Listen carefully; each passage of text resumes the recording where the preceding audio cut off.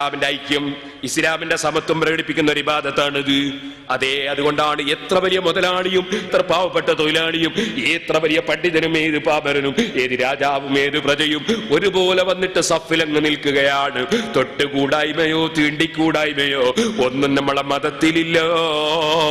കുമാരനാശാൻ പറഞ്ഞതുപോലെ തൊട്ടുകൂടാത്തവർ തീണ്ടിക്കൂടാത്തവർ ദൃഷ്ടിയിൽ പെട്ടാലും ദോഷമുള്ളോർ എന്ന് പറഞ്ഞ ജാതീയത ഇസ്ലാമിലില്ല, തൊട്ടുകൂടായ്മ ഇസ്ലാമിലില്ല, തീണ്ടിക്കൂടായ്മ ഇസ്ലാമിലില്ല. ഏത് തറവാട്ടിൽ ജനിച്ചവനും ഏത് പാവപ്പെട്ടവരും ഏത് തൊഴിലെടുക്കുന്നവരും ഏത് മുതലാളിയും തൊഴിലാളിയും സുബ്ഹാനല്ലാഹ് വ്യത്യാസമില്ല. എല്ലാവരും വരുന്നു, എല്ലാവരും തോളോട് തോളുറുമ്മി ഒരു തോള് മറ്റൊരു തോളിന് തൊട്ടുകൊണ്ട് അതേ കാലിന്റെ പാദം ഒപ്പിച്ച് ഒരുപോലെ നിന്നുകൊണ്ട് നിസ്കരിക്കുന്ന ഇബാദത്ത് അതൊരു സാധാരണ ഇബാദത്തല്ല. നിസ്കാരം വലിയ പുണ്യമുള്ള ഇബാദത്താണ് മുസ്ലിമീങ്ങളെ, വലിയ അർത്ഥമുള്ള ഇബാദത്താണ് മുസ്ലിമീങ്ങളെ. അതുകൊണ്ട് ഒരൊറ്റ നേരത്തെ നിസ്കാരം ഖളാക്കരുത് കേട്ടോ. പുരുഷന്മാര് പരമാവധി ജമാഅത്തിന് പങ്കെടുക്കണം കേട്ടോ. അത് നമ്മുടെ ഐക്യവും നമ്മുടെ സമത്വവും പ്രകടിപ്പിക്കുന്ന ഇബാദത്താണ് നിസ്കാരം. സക്കാത്ത് പോലെയല്ല.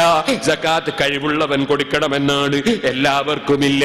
അത് തന്നെ കൊല്ലത്തിലൊരിക്കൽ കൊടുക്കണമെന്നാണ്. ഹജ്ജ് കഴിവുള്ളവൻ പോകണമെന്നാണ്, അത് ജീവിതത്തിൽ ഒരിക്കലെങ്കിലും നിർബന്ധമെന്നാണ്.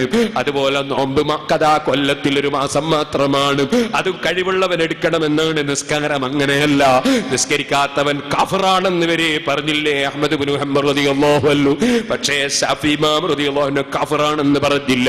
ശാഫി ഇമാം പറഞ്ഞു ഇസ്ലാമിന്റെ കോടതിയുള്ള നാടാണെങ്കിൽ, ഇസ്ലാമിന്റെ ഭരണാധികാരിയുള്ള രാജ്യമാണെങ്കിൽ ഇസ്ലാമിന്റെ കോടതി വിധിക്കേണ്ടതുണ്ട്, ഇസ്ലാമിന്റെ ജഡ്ജി വിധിക്കേണ്ടതുണ്ട്, നിസ്കരിക്കാത്തവന്റെ തല വെട്ടിക്കളയാൻ വിധിക്കേണ്ടതുണ്ട്.